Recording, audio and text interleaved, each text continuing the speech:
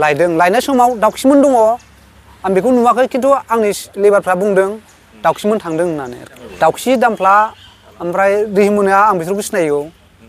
एनजिअनि दानि एनजिअनि फेरेंगानि एनजिअनि फेरेंगानि एनजिअ हायनाय बायदियानो जाबाय मारैनो होनबा बैथ' बिसिनि खोथा मोनाबा बिदि अर्डार होआमोन ना मोनसे डिपार्टमेन्टनि खोथा मोनाबा बेबो हारसिं बेफोरबायदि एफा गिदिर साहस लाना बिदि मावहैयामोन आरोखि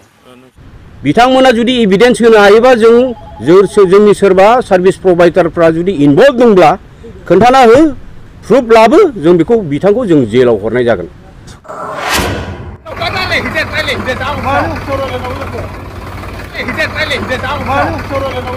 ना बिथांमोनाव मेरिकेल पावार दं नामा ना अद्भुत पावार दं हाग्रा बिफाननि इएम फेरेंगा बसुमतारी बिथाङा मा बुंदों बिथांमोना दंफां सिखाव सोलिफु समनि दंफां खावनायखौबो बिथांमोनहा लोब्बा दं होननानै बुंदों बे माब्रै जाथावगौ गमामायै बेयो जुदि नंमारगौब्ला नोंथांमोननि एनजिअनि बा फेरेंगानि एनजिअनि माखासे सार्भिस प्रभाइडार बिथांमोना डिउटि होनायनि उननिफ्रायनो बेवहाय हन्डा मेसिनानो हाबनो हाला होननानै मैया दाख्लैनि समावसो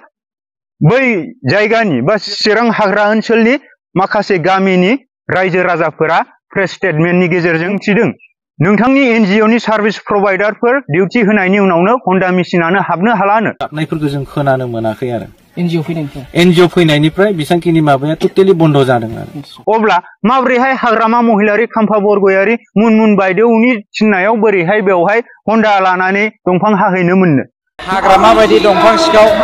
मुन बायदि बिबोनां दंफां सिखावनि थुलुंगानायावसो जादों मानोना चिराङा स्पेसियेलि आंनि एगेन्स्टआव बिपिएफआ नांना दं नालाय बेवहाय खाम्फा मुन आरो हाग्रामाया नांथाबनानै दङ ना बिथांमोनाव मेरिकेल पावार दं नामा ना अद्भुत पावार दं नोंथांमोनहा फरेस्ट डिपार्टमेन्ट दं नोंथां बेयाव एनजिअनि सार्भिस प्रभाइडारफोरा डिउटि होनायाव बे हाग्रामा महिलारि खाम्फा बरगयारि मोनहा बेवहाय सोरखौबा बिथोन होनानै दंफां हाहोनो हायो नामा अब्लाथ' बिसिनाव मेरिकेल पावार थानांगोन अद्भुत पावार थानांगोन अब्लासो जागोन नोंथांमोनहा गावसोरनो मावनानै गावसोर दाय लायालासे मालायखौ मानो लेथायनो सानदों दिनै रायजो राजाफोरा जाम्बा जाम्बि नङा दिनै रायजो राजाफोरा बयबो मिथिगौ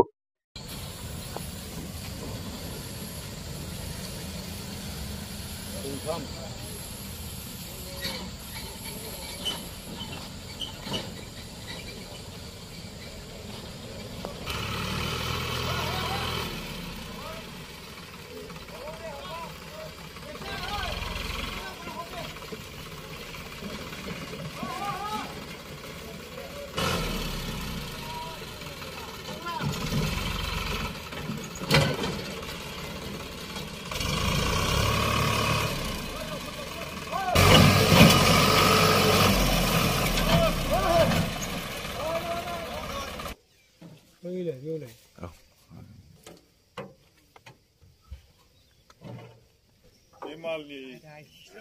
ट्रेक्टरा गंफ्रामबो हमजोबदोंब्रा गंफ्रामबो हमना खुंग्रियाव दंमोन बे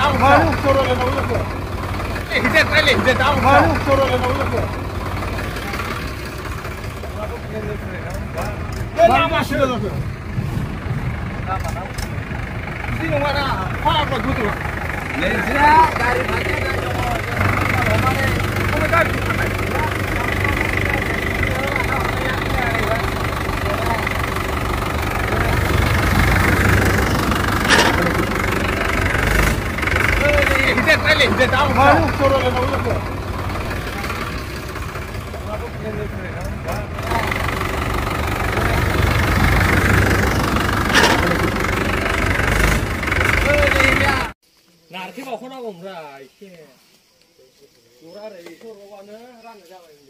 बर्डारनि माल बियो हेक्टर गंब्रै गंबा मोनबानो 500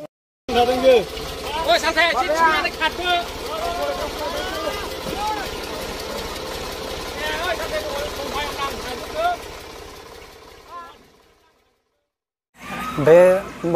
बावैसो सान सिगां दंफां हमनायनि लोब्बानि पारपासै आंनो सोंनाय हिसाबै बे थांनाय बुधबार खालि बे घटना जादों नङा होमबा बेयाव आंखौ सासे मानसिया बिथोन होनायलाय नोङो मोनसे खामानि मावदो हायोबा आदा होननायाव आङो मा खामानि होनना आं बुंनाय जादों सासे मानसिखौ बियो होनदों नों दंफांखौ हाहैल' हानानै नों उन समाव लायनाय टाइमावल' नों देखायहै जेबो गिनांगौ गैया डिपार्टमेन्टनि मानसियानो लायगोन होननायाव अबे डिपार्टमेन्ट होननायाव आं बुंनायाव बिसोरो बुंहरदों आंखौ सासे मानसिया सान्तिपुर NGOनि दाउखिमोन लायगोन होननानै बुंनायाव जेबो गिनांनो गैयाबा दे जों मावगोन जोंहा गैयै मानसि हिसाबै जोङो हाजिराबाबो मावना जाखायो होननायाव आं माखासे मानसिखौ हाजिरा लानानै आं बे खामानिखौ मावहैनाय जादों आरोखि बे थिंग्राया आंखौ थिंग्राया सारिलेनि नेरसोन सिंजों लेना देना दं नामा बेखौ आं बुंनो रोङा बे खोथाखौ आंनो खिथायाखै खिन्थु जास्ट बेयो बुंदोंल' लायनायाव जेबो गिनाङा लायनायाव जों दं जास्ट नों हाहैल' होननायखाय जों हानाय जादों आरोखि रुनिखाटा रेन्जनि आन्दाराव थायो बे दाउजें गन्थं होननायाव गोबोरनि साहा बे गुगुनि दैलामनि सोनाबजों क'क्राझार डिस्ट्रिक्ट गोलैयो बे जायगायाव हाहैनाय जादों दंफां सेरफां ओमफ्राय हाथिफैला मथा मथि 35 पिस ओमफ्राय नैबेहाय बेसेबांमोन मथा मथि 8 गारि आरोखि 8था ट्रेक्टरनि लड दंफाङा गोदान औ बेखौ लाबोनायावहाय गाव जाय मानसिया आंखौ बिथोन हरदों बे मानसिया गाव थाङाखै सासे मानसि थांदों बे मानसिया आंखौ देखायनो थिननायाव माने आंबो लेबारसो थिनहरनाय नालाय आं बे सासे मानसि थांग्राखौ आङो लेबार हमनो थिनहरदों बे मानसिया देखायनानै सानसेखालि फार्स्ट नुबोयैयाव सेकेन्ड टाइमाव नायबावनानैहाय बिनि अखानायै बिसोरो सानथाम थानानै लायदों आरोखि बे मालखौ दंफाङा गोथां बायनाय गैया सिदा दंफां औ गोथां डाइरेक्टखा लायनाय समाव दाउखिमोन दङ आं बेखौ नुवाखै खिन्थु आंनि लेबारफ्रा बुंदों दाउखिमोन थांदों होननानै दाउखि दामफ्ला ओमफ्राय दैमुनिया आं बिसोरखौ सिनायो बिसिनि स्टाफनिफ्राय सान्तिपुर स्टाफनिफ्राय थांदों आरोखि NGOनि दानि NGOनि फेरेंगानि NGOनि बेखौ जेबो खिथायाखै जास्ट बुंदोंल' जेबो गिनाङा होननानै बुंदों गिनाङा नालाय जोङो जेन'बा गरिब मानसि थाइसे थाइसे जोङो खामला हाजिरा मावना जाग्रा गिनाङि खामानिखौलाय जोंबो मावगोन होननानै जोङो मावहैनाय जादों आरोखि फेरेंगानि NGO हाहैनाय बायदियानो जाबाय मारैनो होनबा बैथ' बिसिनि खोथा मोनाबा बिदि अर्डार होआमोन ना मोनसे डिपार्टमेन्टनि खोथा मोनाबा बेबो हारसिं बेफोरबायदि एफा गिदिर साहस लाना बिदि मावहैयामोन आरोखि साबा माने जेन'बा आंखौ बिथोननि हिसाबै आंजों रायलायनाय हिसाबै जों साथामखौ आं लोगो लानानै आं मावहरनाय जादों आरोखि